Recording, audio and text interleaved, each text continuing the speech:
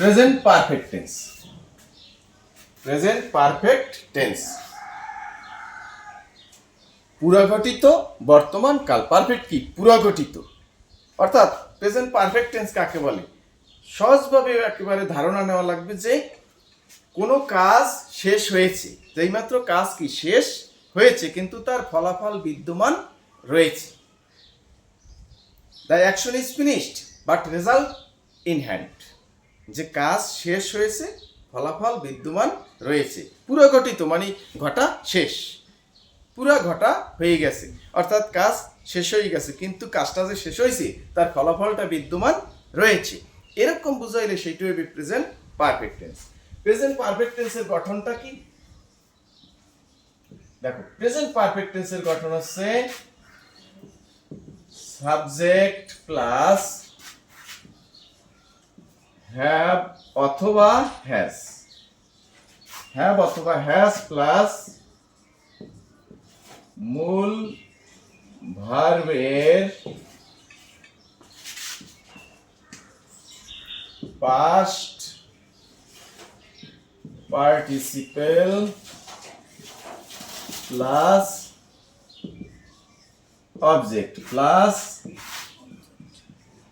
Extension. Subject plus have অথবা has plus মূল ভার্বের past participle plus object plus extension, এটা হলো গঠন। তাহলে আমি এই বাক্যটা কোন টেন্সে আছে? I have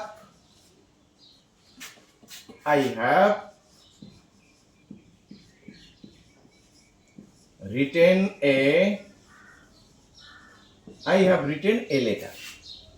আমি একটি চিঠি লিখেছি। এখন কি দেখি যে চিঠিটি লিখেছি, চিঠি লেখা শেষ কিন্তু চিঠিটা কি আছে, প্রমাণ আছে না? আমি চিঠিটি লিখেছি, যে I have written a letter, আমি একটি চিঠি লিখেছি। তার মানে কি চিঠি লেখা আমার শেষ হয়ে গেছে, তার মানে কাজ শেষ কিন্তু ফলাফল বিদ্যমান। কারণ কি? যে চিঠিটা লিখছি চিঠিটা আছে। এটা হচ্ছে প্রেজেন্ট পারফেক্ট, পুরো ঘটিত বর্তমান। এখন এই বাক্যটা কোন টেন্স আমি একটু লক্ষ্য করি। আই কি? Subject, have verb to have, subject, তাহলে আছে সাবজেক্ট পাইলাম। হ্যাভ অথবা হ্যাজ, তো এখানে পাইলাম কি? হ্যাভ একটা আছে। মূল ভার্বের পাস্ট পার্টিসিপল, তাহলে রাইটের পাস্ট পার্টিসিপল কি? Write, wrote, written. Past participle written, তাহলে ভার্বের V3 আছে, ভার্ব টু হ্যাভ আছে, অবজেক্ট। এখন তাহলে এটা কোন টেন্স? Present perfect tense. Present perfect tense.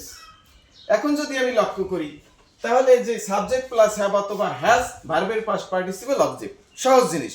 কিন্তু ভুলটা হয় কোথায়? এইখানে হ্যাভ হ্যাজ না, আমরা যখন পড়ি ওই সময় ভুলটা করি যে সাবজেক্ট প্লাস হ্যাভ হ্যাজ মূল ভার্বের পাস্ট পার্টিসিপল প্লাস অবজেক্ট। কিন্তু হ্যাভ হ্যাজ তাহলে কি না, এইখানে কি? হ্যাভ অথবা হ্যাজ, হ্যাভ অথবা হ্যাজ। কেন হ্যাভ হ্যাজ? কেন আমি তো দুইটাই লিখতাম, দুইটা তো লিখি নেই, তাহলে কি লিখছি? হ্যাভ। তার মানে যে কোনো একটা, হ্যাভ অথবা হ্যাজ। এখন কোনটা বসবে? আমার সাবজেক্ট দেখতে হবে, সাবজেক্টের পার্সন অনুসারে আমার হ্যাভ অথবা হ্যাজ বসাতে হবে। কিরকম? যেমন এখানে আছে আই, যদি সাবজেক্টটা হইতো কি উই, তাহলে কি হইতো? Have. We have written a letter. সাবজেক্টটা যদি হইতো ইউ, তাহলে you have written a letter. এখানে যদি হইতো কি হি, তাহলে হয়ে যাবে কি? Has written a letter. এইখানে যখন হইবে শি, তখন কি হইবে? Has written a letter. কি আছে? ইট, এটার পর কি আছে? হ্যাজ, এটার পর কি? Has written a letter. এবার কি আছে? দে, আমি যদি দে, তখন আবার কি হবে?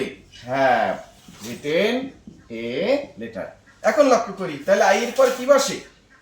হ্যাভ। উইর পরে কি বসে? হ্যাভ। ইউর পরে কি বসে? হ্যাভ। হির পরে কি বসে? হ্যাজ। শির পরে কি বসে? হ্যাজ। ইটের পরে কি বসে? হ্যাজ। দের পরে কি? হ্যাভ। দের পরে কি বসে? হ্যাভ। তাহলে I have, we have, you have, he has, she has, it has, they have. তাহলে এখানে আমি লক্ষ্য করলাম কি? আগেও যেরকম এখনো সেই রকম। যেমন এই তিনটা হি সি ইট এই তিনটা হলে কি বসে হ্যাজ, আর আই উই ইউ দে এই চারটায় কি হয় হ্যাভ। ঠিক আছে, এটা একবার মনে রাখতে হবে স্পষ্ট। এখন যদি আমি টেন্স যতই করি হির জায়গায় যদি হ্যাভ লিখি হবে না, যে আমি তো গঠনটা করছি সাবজেক্ট প্লাস হ্যাভ অ্যাজ ভার্বের পাস্ট পার্টিসিপল, তাহলে একটা দিলেই তো হয়, নো হবে না। এখানেই ভুলটা হয়, কারণ হচ্ছে আমরা কমনলি পড়ে যাই যে সাবজেক্ট প্লাস হ্যাভ হ্যাজ মূল ভার্বের পাস্ট পার্টিসিপল প্লাস অবজেক্ট একটা বসায় দিই, কিন্তু হবে না। সাবজেক্ট প্লাস হ্যাভ অথবা হ্যাজ, হ্যাভ অথবা হ্যাজ প্লাস মূল ভার্বের past participle plus object plus extension.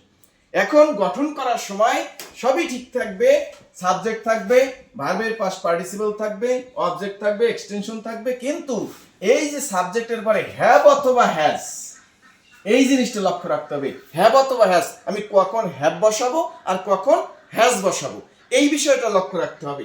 তাহলে আমি দেখি যে যদি আই হয় আইর পরে কি লাগবো হ্যাভ, উইর পরে কি লাগবো have, you have, he has, she has, it has, they have. এটা ঠিকঠাক মতো বসান লাগবে, যদি উল্টো পাল্টা হয় তাহলে কিন্তু ভুল হবে। হ্যাভ হ্যাজ ইচ্ছে মতো বসালেই চলবে না, যেখানে হ্যাভ সেখানে হ্যাভ বসাতে হবে, আর যেখানে হ্যাজ বসবে সেখানে হ্যাজ বসাতে হবে।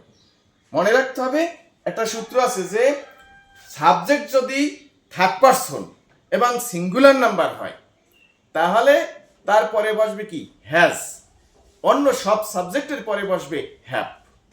শুধু থার্ড পারসন সিঙ্গুলার কি হ্যাজ, আর বাকি সব সাবজেক্টের পরে হ্যাভ, সব সাবজেক্টের পর কি হ্যাভ। তবে এইটা দিলে আবার অনেকে বলে যে থার্ড পারসন সিঙ্গুলার নাম্বার কি জানি, হ্যাঁ তো আবার মনে নাই, কারণ পার্সন পড়ো নাই, পড়ছিলাম পার্সন একটু একটু মনে আছে, মনে থাকে না। তার চেয়ে বরঞ্চ কোন কোন সাবজেক্টের পরে হ্যাঁ কোনটার পরে হ্যাজ একবার সুন্দর করে লিখে নিলে আর ভুল হওয়ার সম্ভাবনা থাকবে।